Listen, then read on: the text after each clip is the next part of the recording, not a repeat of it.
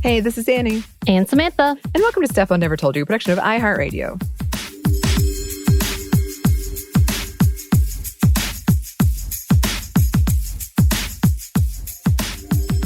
And it is time for another installment of SMNTY fiction.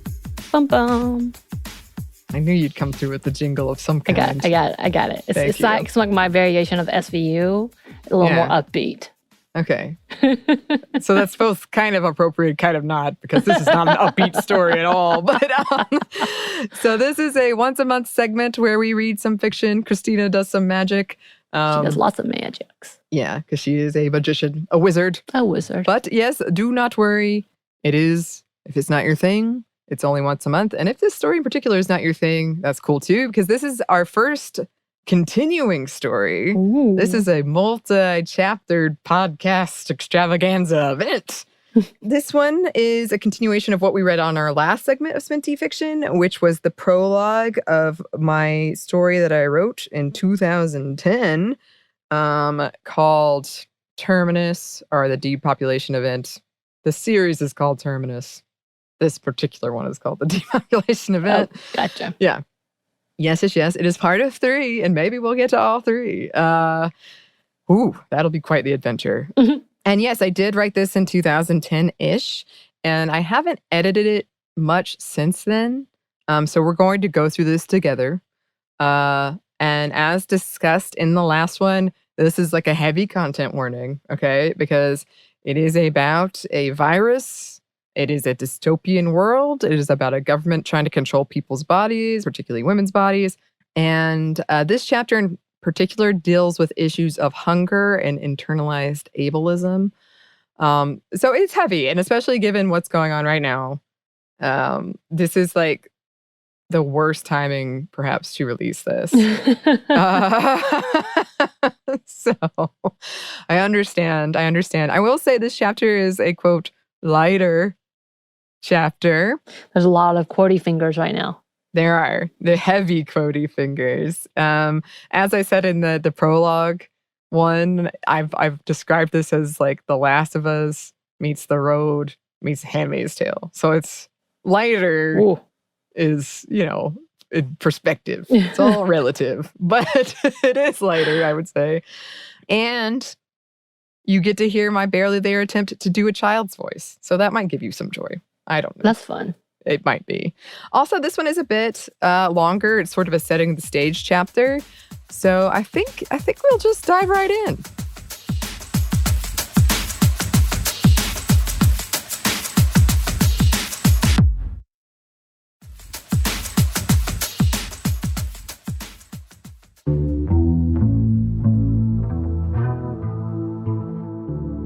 The leaves were falling.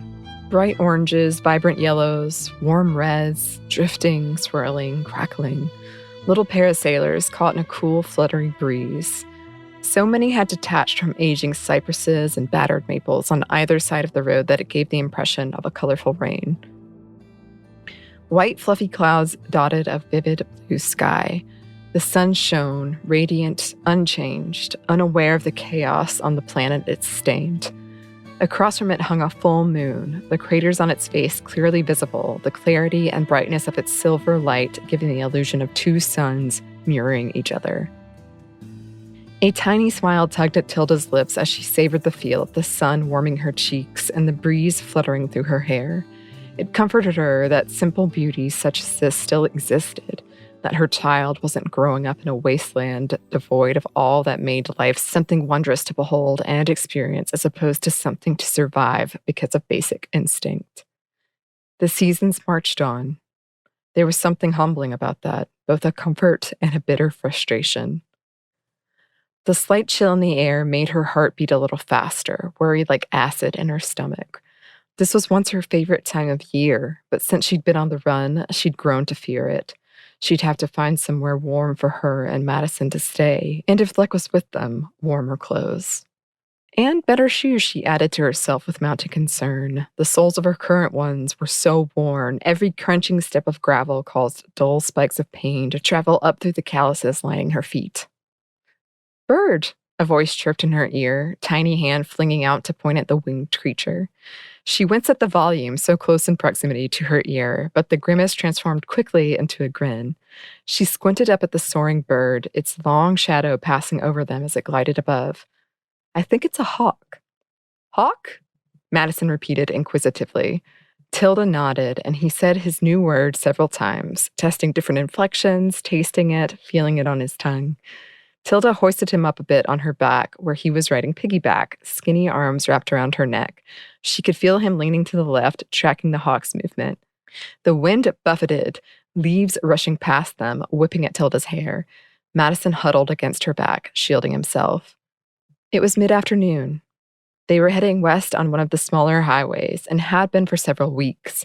The main highways were not an option, the risk of running into enforcers too high. The back roads weren't an option either. The possibility of getting hurt, lost, or stranded, even running into those turned violent by loss of hope, all too real.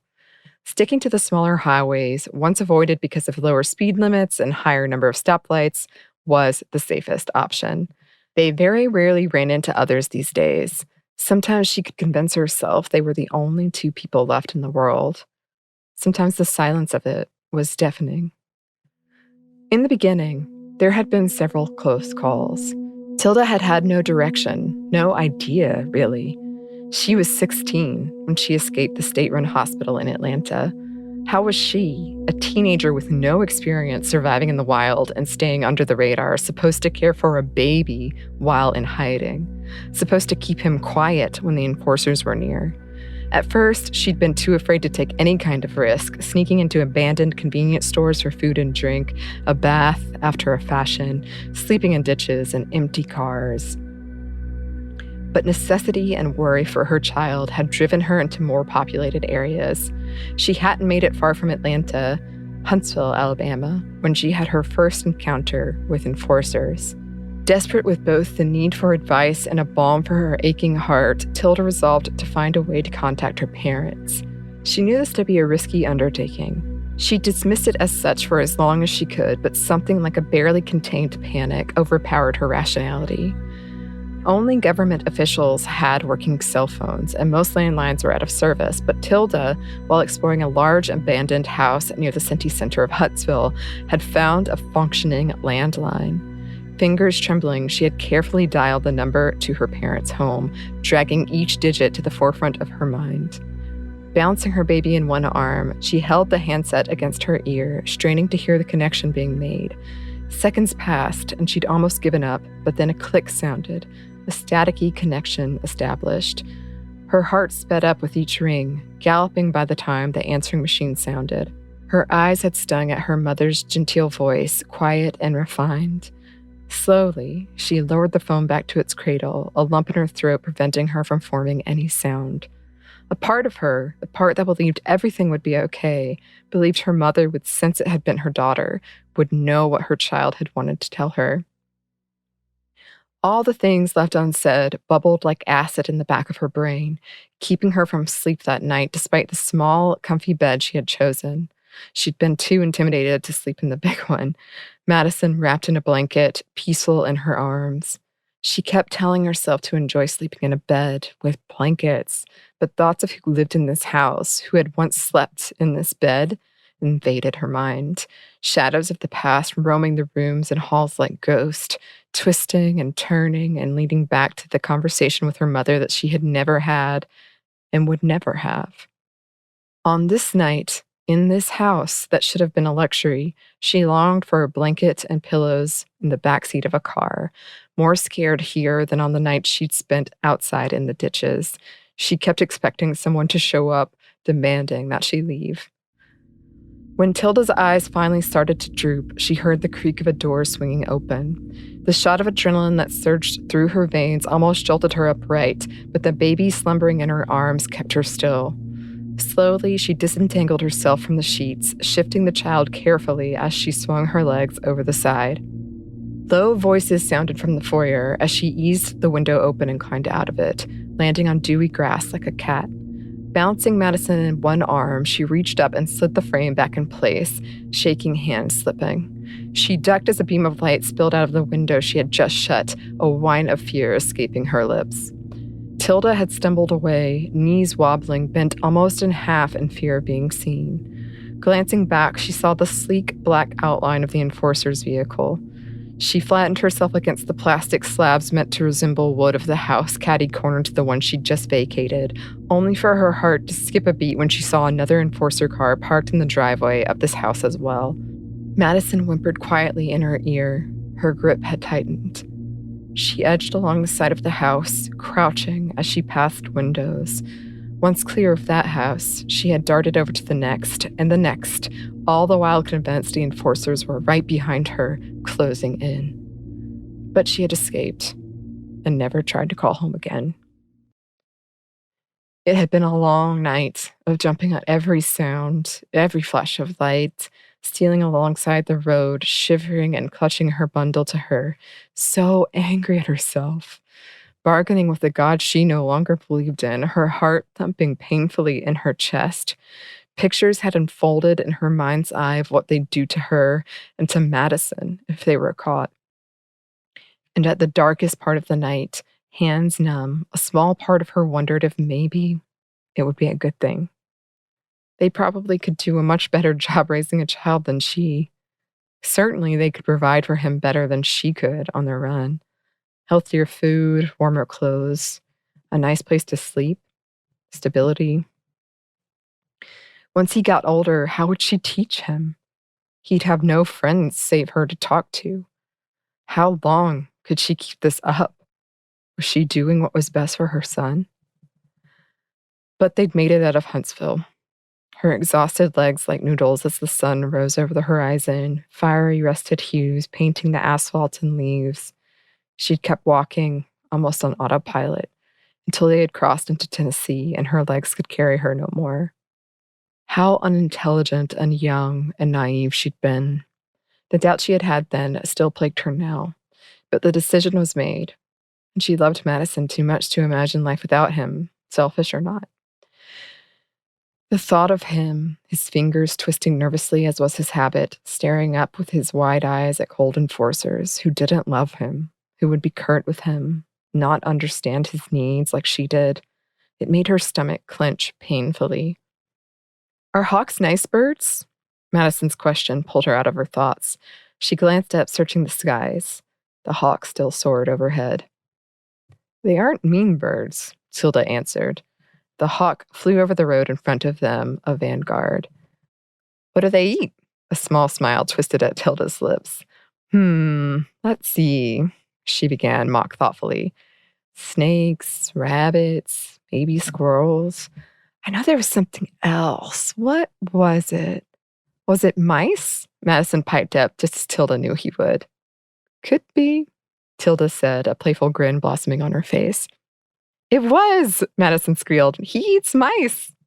We better hope he doesn't see you, Tilda advised in the most serious voice she could muster, or he might decide to have an afternoon snack. Oh no, Madison giggled in her ear. Mouse was Tilda's nickname for Madison. Don't worry, Tilda reassured him. This hawk looks very friendly, don't you think? Madison nodded against her shoulder. Do you think he lives here? I bet he does. Probably has a little family of his own, but he can fly wherever he wants, I guess. A family? Little baby hawks? Excitement shone in Madison's voice. Tilda hummed her agreement, worry growing inside her as the wind picked up. They needed to find somewhere to stay, soon. Where are we? Used to Madison's rapid subject changes, she answered promptly, Oklahoma. And she figured they had been for almost 2 weeks. Oklahoma rivaled Kansas when it came to sheer, flat vastness, beyond the horizon and further than the brain could comprehend. While Tilda had no destination in mind other than not the East Coast, she generally headed west, where there weren't as many conception facilities, enforcers, and government presence in general. About a year and a half back, she'd run into an obstacle in the form of roadblocks. She had altered course, heading north.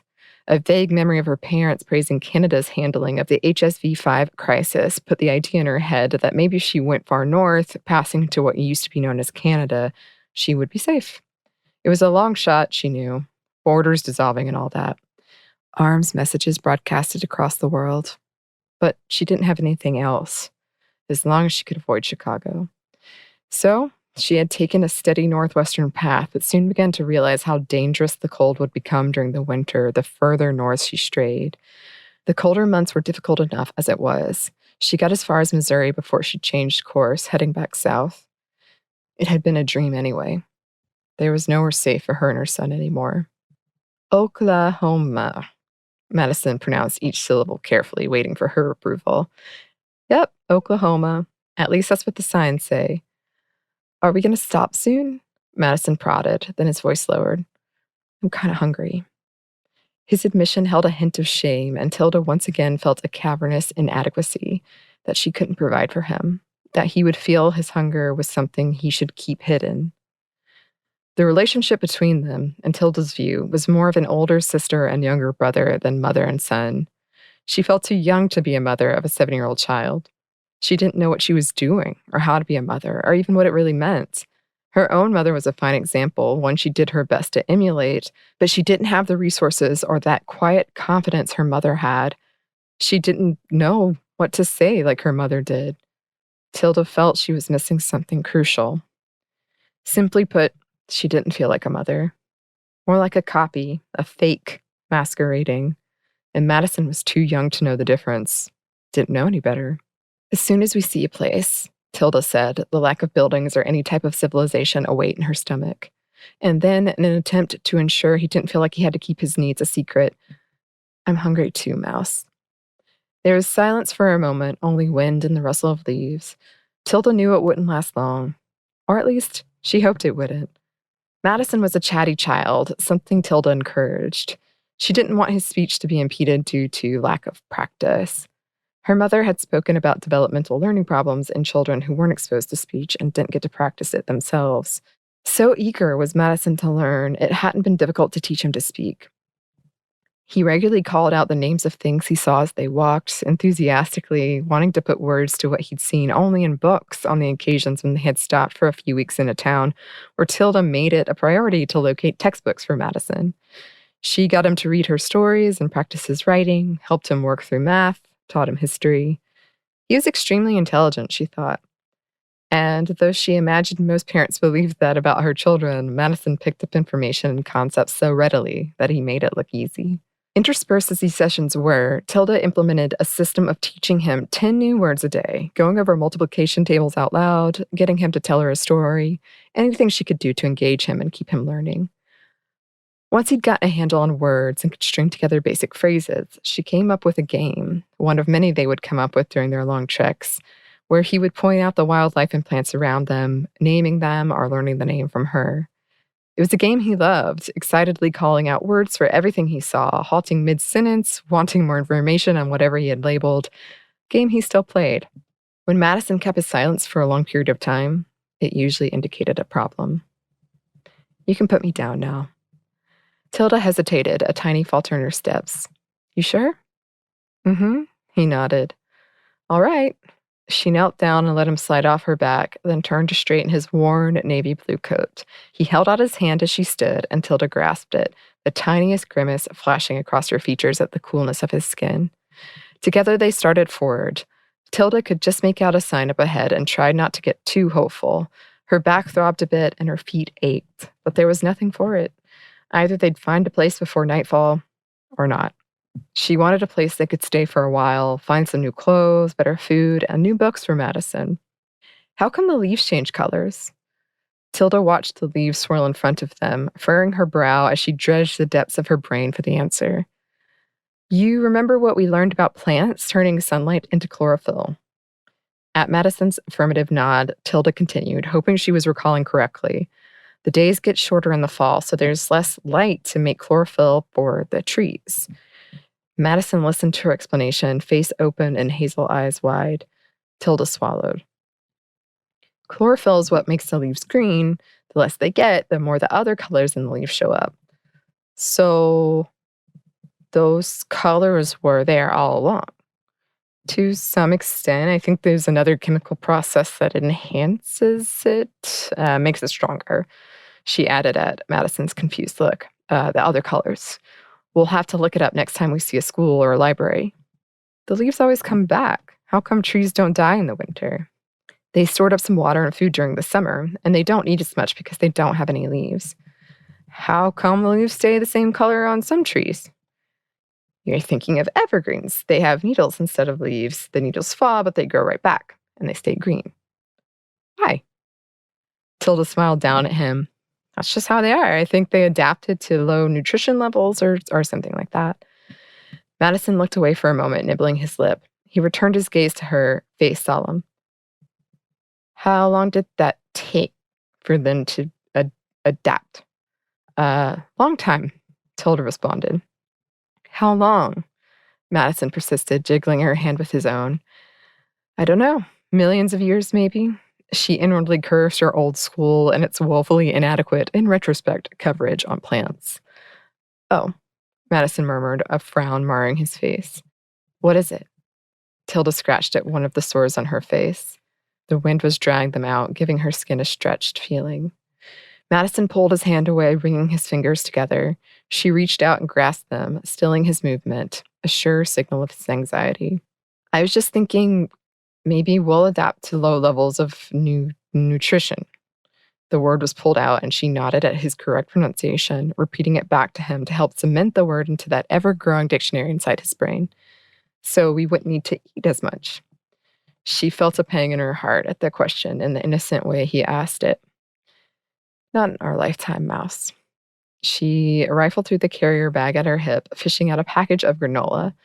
Their supplies were dwindling.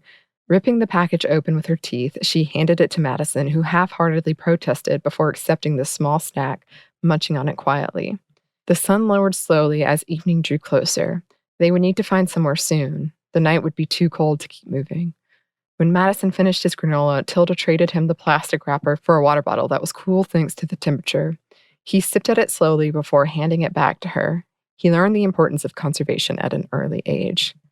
Why don't you tell me a story? Tilda prodded, retaking his tiny hand in hers. Madison pursed his lips in thought, brow furrowed, before he obliged, spinning a tale of tree spirits, the forbidden love between the sun god and the moon goddess, and heroic hawk befriending a bunny rabbit. The imaginative story drew a laugh from Tilda more than once, and passed the time pleasantly enough. But she couldn't rid herself of the worry, constant these days, that they wouldn't find a place to stay the night. The chill nipped at them, leaching through thin clothes that had seen too much use. Madison's feet began to drag, and he stumbled over more and more words. Without prompt, she lifted the light child into her arms, where he pulled up her jacket and snuggled inside it, his head popping out of her collar so her coat was stretched around him. I'm a Joey, he used to cheerfully shout when he was younger after Tilda taught him the word, telling him he resembled a baby kangaroo when he snuggled inside her jacket like this. She could see a fenced-in area coming up on the right as the sun sunk lower behind the horizon, cool pinks and oranges casting soft light around them. It didn't look promising, but what choice did they have? They were both exhausted and cold, and the light was fading quickly. Dusky twilight had taken over by the time they reached the fence. It was a junkyard. Dusty, abandoned cars and scrap metal littered throughout a smooth lot of dirt. A rusted lock held the chain-linked doors closed. Tilda rattled the chains, testing them. The gap between the two sections of the fence was wide enough for them to shimmy through.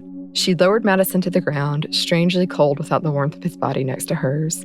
Holding the doors apart as wide as she could, she urged Madison to pass through them. Careful, she told him as he wriggled between the two bars. The last thing they needed was for him to get an infection.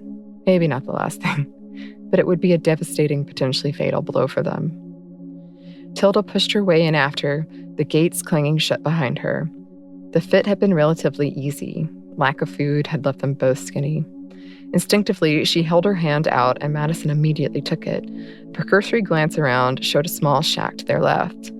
Pulling the boy behind her, she cautiously approached the building, the door hanging off its hinges and swinging creakily in the wind, thumping against the wood. A fluorescent light glowed dimly from inside, but that didn't necessarily mean someone was in there. There were bulbs that could emanate light for hundreds of years without power if installed properly. All they needed was sunlight, sort of like the leaves. She pressed up against the side of the building next to the door. Madison followed her, silent, almost comically stealthy. Giving his hand a comforting squeeze, she pulled free from him, leaning forward, slowly, holding her breath to get a look inside. Her first glance revealed nobody. Around them, the cicadas crested and fell, a harmonious cacophony. The air had stilled, only a soft breeze occasionally picking up and just as quickly fading away. Tilda stepped inside, alert brown eyes darting all around her, checking for any threats or signs that someone still resided here. Madison peeked around the doorframe, a sliver of his face the only visible part of him. Glass crunched underneath her feet, startling her. She drew in a quick breath, freezing. The window above her had shattered. Willing herself to calm down, she began to take inventory of their surroundings, gesturing for Madison to follow her inside. He came in reluctantly, judging every step with a careful calculation. The wood creaked under his feet anyway, and he directed guilty eyes to Tilda, who gave him a wan smile and held out her hand. He rushed forward and grasped it in both of his, plastering himself to her side. A wooden table with only 3 legs stood in the corner, propped up against the wall. Opposite it was a metal bed frame sans mattress, rusted springs poking out, no longer attached. Closest to her was a shelf of mildewed books, a stack of moldy cards, and odd office supplies, pencils, paperclips, staples, pens. Across from that was a mini fridge, and on the right wall was a small bathroom. Tilda strode over to the fridge, doubting there'd be anything useful inside, but to not check would be foolish. The door resisted a bit, red rust melting it shut for years, but Tilda jerked it open. There was nothing inside but a busted can of soda. Sighing heavily, Tilda shut the door as best she could and then went to investigate the bathroom, not expecting anything useful from it either. She approached the sink, twisting the cold knob. Dirty water spluttered out, hissing, and then became a steady drip. Tilda huffed again, shutting the water off out of habit. Come on. She led Madison out into the junkyard, apprehension growing as the darkness set in. The cars looked like dormant monsters, creatures that could jump to life and attack at any moment. A maze of monsters, she thought, as she started to weave her way through the rusty metal husk. Best to seek some cover within the junkyard, she decided, just in case. When she found one that appeared to be in good condition, at least as far as she could tell in the darkness, she tugged the back door open with a metallic croak, motioning Madison inside. His face was somber, resigned. She climbed in after him, shutting the door. The leather seats were cold, but they weren't lumpy like most cars they camped in were. The windows were still intact. Rust had yet to eat through the roof or walls. The exterior was black, and it was surrounded by lines of other cars, so it blended in. At least, that was the idea. You want something else to eat? Madison hesitated, but shook his head no, even though they both knew the answer was yes. We'll find something tomorrow, all right? She hated herself in that moment. Useless, useless, useless. The word ran in circles around her head, unrelenting and unforgiving. Madison nodded against her shoulder, eyes drooping, trusting her, believing she knew what she was doing. She rubbed his arms to warm them, pulling his hood up to cover his ears and provide some extra warmth, doing the same with her own. They had shed their warm clothes after last winter as the temperatures rose, and in Madison's case, he had outgrown them. She had expected to pick some more up, but towns had been scarce these past few months. They had left one last month, where they had stayed for 3 weeks to celebrate Madison's 7th birthday, abruptly when the sound system had blared to life with an announcement from ARM's leader. The voice of Aaron Delane, although it was widely accepted his wife Darla used him as a voice box, had put Tilda so on edge she demanded they get out of Enid immediately, her urgency frightening Madison. He'd grown to fear the broadcast, and she couldn't be sure if this was due to the content or as a consequence of her own reactions. Either way, better to be afraid. Those announcements never boded well. But they'd left in such a hurry they'd forgotten their backpacks. Not that there had been much in them anyway, but more than what they had now. We'll get some warmer clothes, too, she said. What a fraud she was. He yawned his assent. She wrapped her arms around him, laying them down on the cold, black leather seats. He curled up in the fetal position against her, shivering a bit. Tilda rested her head atop his mousy brown hair. She thought he'd fallen asleep immediately, but a sleepy voice murmured, "Will you tell me a story?" Her own eyes heavy, she breathed, "What would you like to hear?" Robin Hood. Tilda smiled tiredly, unsurprised. It was one of his favorites, although she doubted he'd last long. Sure enough, his breathing evened out around the time of the archery tournament. She followed not long after.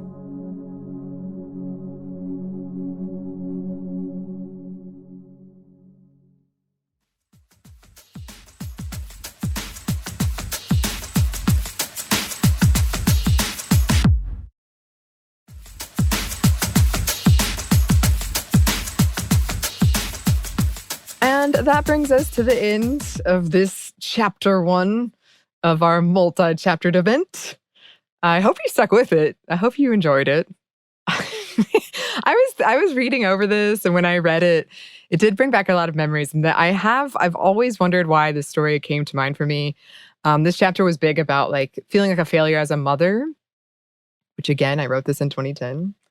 I didn't have kids. I don't have kids. So I think that's interesting. But I was thinking about this because I've always sort of wondered why I chose a baby boy instead of a baby girl in this story. And as I've been like reading it and thinking about it and like doing this podcast and digging into trauma more, and especially this chapter where there's a lot of elements of the main character, Tilda, feeling like older sisters compared to his mother. I think it's because I was so protective of my little brother and I had to take care of him for quite a while. So it makes sense. But that has been something that's always been on my mind. And even thought like once I started the show, I was like, I should go back and make it like a mother-daughter team. I just never did. But that's something I've always thought about. But yeah, I'm excited and nervous for you all to go through this with us because it's going to get more intense. But I hope you enjoy it. I hope you enjoy it. And we'll be back next month with chapter 2. Bum bum. Thank you. You're Thank you, Samantha. I got you. Thanks for the support. And if you would like to contact us, if there's any fiction that's in the public domain you would like us to read, that would be great. You can email us at stuffmediamomstuff@iheartmedia.com. You can find us on Twitter at momstuffpodcast or on Instagram at Stuff I Never Told You. Thanks, as always. Super special thanks to the amazing Christina. Thank you. Yes, who is our super producer, in case you didn't know. And thanks to you for listening. Stuff I Never Told You is a production of iHeartRadio. For more podcasts from iHeartRadio, visit the iHeartRadio app, Apple Podcasts, or wherever you listen to your favorite shows.